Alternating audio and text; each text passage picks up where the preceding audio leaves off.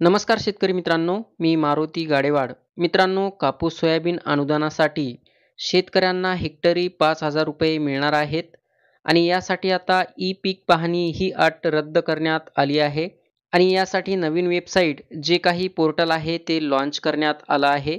या वेबसाईटची लिंक आपल्या व्हिडिओच्या डिस्क्रिप्शनमध्ये देण्यात आली आहे.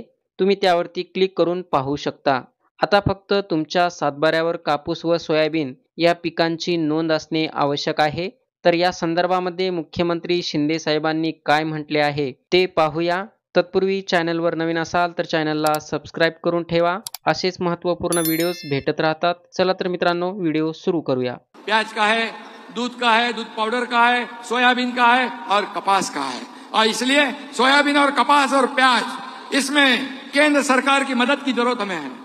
दूध पाउडर में हमें केंद्र सरकार की मदद की जरूरत है। वो इंपोर्ट एक्सपोर्ट जो भी है, हमें केंद्र सरकार की मदद आवश्यक है। और इसलिए आपसे मेरी गुजारिश है कि ये जो सब मसले हमारे किसानों से लेकर रिलेटेड है, इसे हम सुलझाने की आवश्यकता है। और इसलिए मैं इतना ही कहूंगा, एक बैठक आप बुलाइए और उस बैठक में हमें बुलाइए। अमित भाई होंगे, अमित भाई को भी हम लोग बोलते हैं। आदरणीय प्रधानमंत्री जी से भी हम गुजारिश करेंगे की हमारे आमच्या शेतकऱ्यांच्या सोयाबीन कापसाला चांगला भाव मिळाला पाहिजे आणि या शेतकऱ्यांचं कल्याण झालं पाहिजे। आणि आज या ठिकाणी आपण धनंजय 5,000 रुपये 5,000 रुपये हेक्टरी सोयाबीनला आणि कापसाला देण्याचा निर्णय घेतोय आणि 2 हेक्टर पर्यंत ती मर्यादा असेल आणि त्यामध्ये तुमचं ते ई पीक पाणी वगैरे आपण थोडं बाजूला ठेवतोय। 7 बाऱ्यावर ज्याची नोंद आहे सोयाबीन कापसाची, त्याला हे पैसे देण्याचा निर्णय आपण आज घेतोय।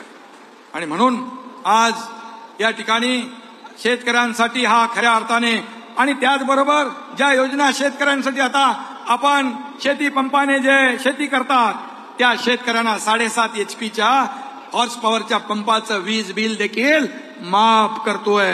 आणि म्हणून ते बिल माफ करत असताना विरोधक म्हणतात मागचं काय, पुढचं घेणार नाही तर मागचं काय घेणार, बरोबर ना? पुढचं येणारं बिल आम्ही घेत नाही तर मागचं काय घेणार?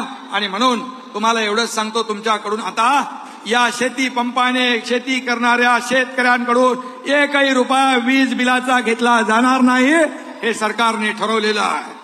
आणि त्याचबरोबर सोलर, आज दिवसा मगाशी देवेंद्रजींनी सांगितलं, दिवसा आपल्याला वीज पाहिजे, ही देण्यासाठी सोलर आपण जे सौर ऊर्जेवर आपण पंप चालले पाहिजे, इकडे आपण चाललेलो आहे।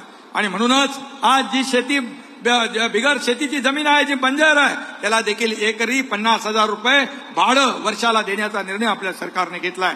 शेवटी मागेल त्याला सोलर, मागेल त्याला शेततळं, अशा अनेक योजना आपल्या सरकारने या ठिकाणी घेतलेल्या आहेत। आणि म्हणूनच आपल्याला कुठेही वाऱ्यावर आम्ही सोडणार नाही।